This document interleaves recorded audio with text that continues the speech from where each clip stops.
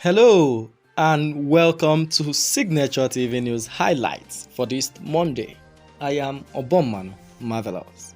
The Northern Elders Forum has challenged President Muhammadu Buhari to act swiftly, warning that the country is going up in flames.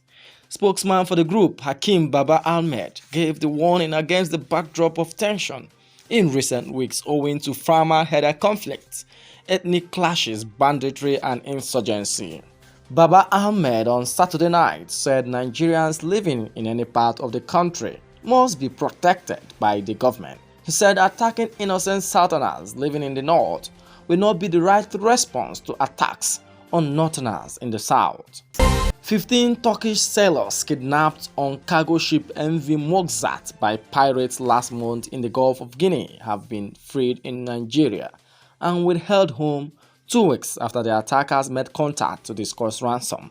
One sailor, a citizen of Azerbaijan, was killed in the raid on January 23rd, which crew, family members and security sources described as a sophisticated and well-orchestrated attack. Those kidnapped were from Turkey. Spokesman of the ship owner, Istanbul-based Borden Shipping, Levant Karsan, said in an interview with the Solos, "We are all in good health in Nigeria and will travel to Turkey in the coming days." Northern Youth Council of Nigeria on Sunday called on northern governors to evacuate northerners from the southwest over the alleged attacks melted on them by suspected hoodlums at Sasha Market, Akinyele local government area of Oyo State recently. The group, in a statement by Issa Abubakar and Mok Kure, president and spokesman respectively, also called on the federal government to declare Sunday Igboho a terrorist. The spokesman said the eviction order violates the provisions of the Constitution of the Federal Republic of Nigeria 1999 as amended, which guarantees freedom of movement of all citizens and rights to own movable and unmovable properties in any part of the country. They therefore called on the federal government to declare Sunday Igboho and his group as a terrorist organization, as he is not different from Boko Haram. The Lagos Economic Summit Ehimgbeti will begin tomorrow with notable business leaders and political figures across the globe joining the private sector in setting agenda for Lagos State towards the next decade.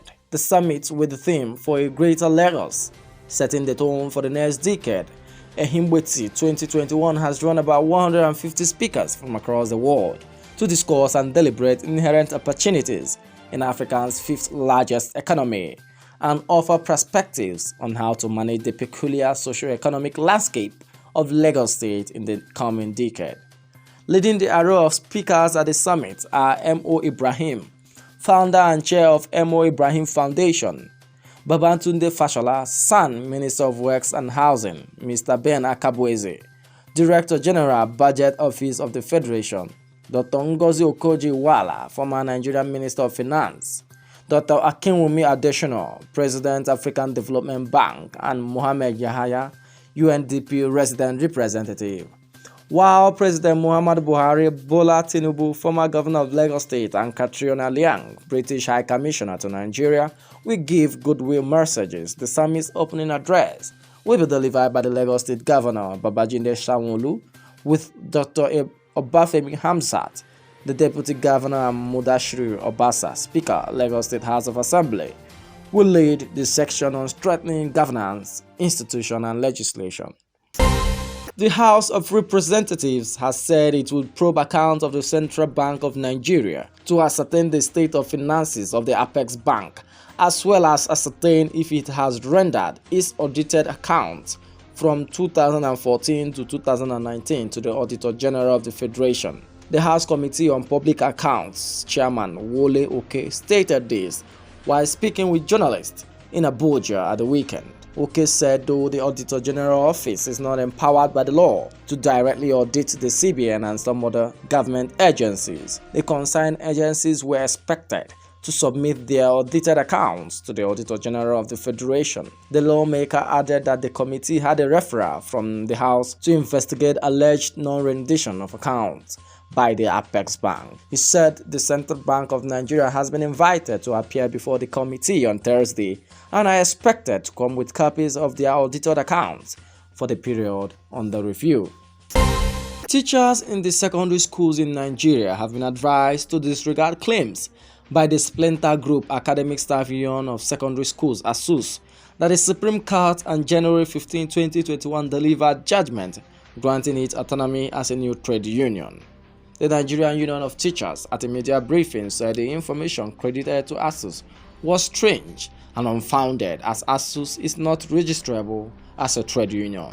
National President of the Nigerian Union of Teachers, Dr. Nasiru Idris, represented by the Deputy President, Kelvin Nwankwo, said the warning became necessary in order not to cause confusion and disaffection among teachers in public secondary schools in the country.